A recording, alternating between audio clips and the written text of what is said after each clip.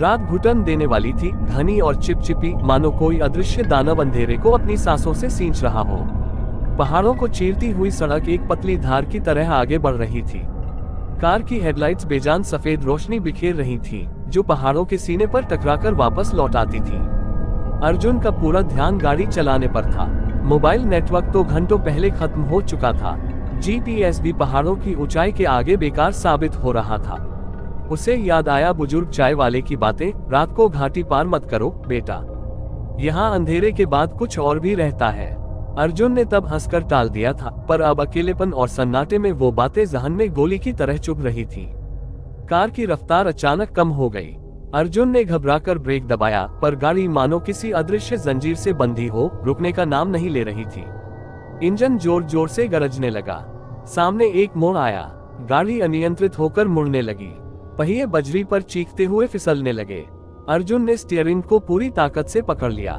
Car लड़खड़ाती हुई सड़क के किनारे बनी पतली रेलिंग से टकराई। एक जोर का धमाका हुआ और कार पलटी खाती हुई खाई में जा गिरी। कुछ देर के लिए सब कुछ शांत रहा।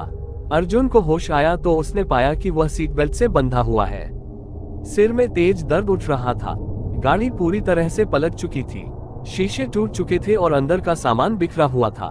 बाहर निकलने की कोशिश में सीने में तेज दर्द हुआ। शायद पसली टूट गई थी। उसे किसी तरह सीट बेल्ट काटकर दरवाजा खोलने की कोशिश की, मगर दरवाजा जाम हो चुका था। घबराहट के मारे उसकी सांसें तेज हो गईं। अचानक उसे याद आया कि उसके पास एक छोटी सी टॉर्च है। जेब टटोली तो टॉर्च मिल गई। उसे जलाकर बाहर देखने की कोशिश की। बाहर घना अंधेरा था, दूर दूर तक कोई रोशनी नहीं थी।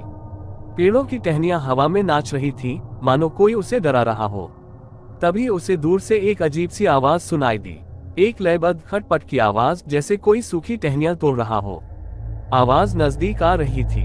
अर्जुन का दिल दहल गया। उसने गाड़ी के अंदर ही छिपने की कोशिश की। आवाज अब दरवाजे के पास आ चुकी थी। टॉर्च की रोशनी में दरवाजे के नीचे से दो टांगे दिखाई दी, जो इंसान की टांगों जैसी नहीं थी।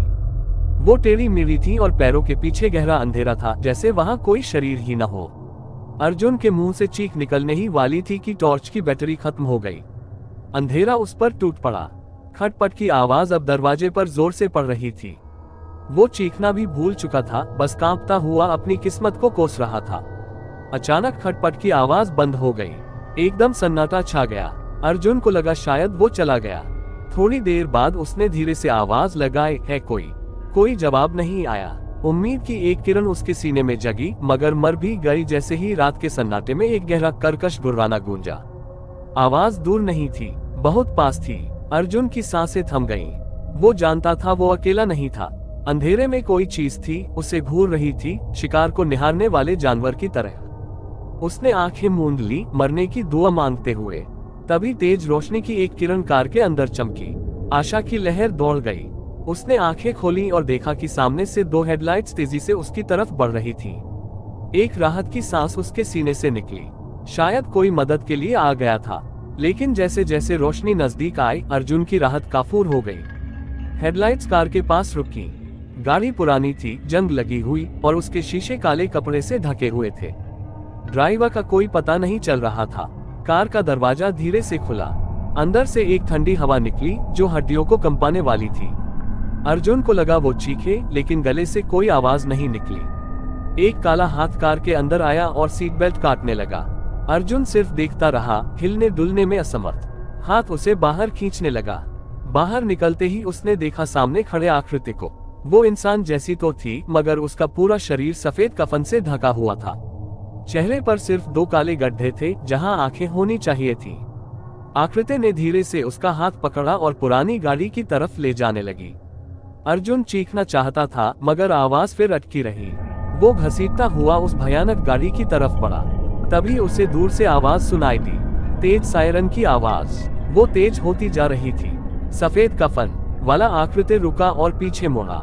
अंधेरे में उसके काले गड्ढे जैसे ही घूमे, अर्जुन बेहोश हो गया। हवा में हलचल हुई। तेज रोशनी की दो किरणें पहाड़ों के मोड़ से निकलकर दुर्घटना स्थल पर आ गिरी। दो पुलिस की गाड़ियां थीं। वे जल्दी से कार से निकले और पलटी हुई गाड़ी की तरफ दौड़े। उन्होंने टूटी हुई खिड़की से अंदर झांका। अर्जुन बेसुध पड़ा था, उसके शरीर पर चोट के निशान थे। लेकिन वहां कोई सफेद कफन वाला आकृति नहीं थी, न ही कोई पुरानी गाड़ी। पुलिस वालों ने अर्जुन को बाहर निकाला और एम्बुलेंस को बुलाया। गाड़ी का निरीक्षण करते हुए एक पुलिस वाले को टॉर्च जमीन पर पड़ी दिखी। उठाकर उसने उसे जलाया। टॉर्च की रोशनी में दूर पहाड़ों की चोटी पर कुछ सेकंड के लिए एक भयानक आकृति का साया चमका, फिर अंधेरे में गायब हो गया।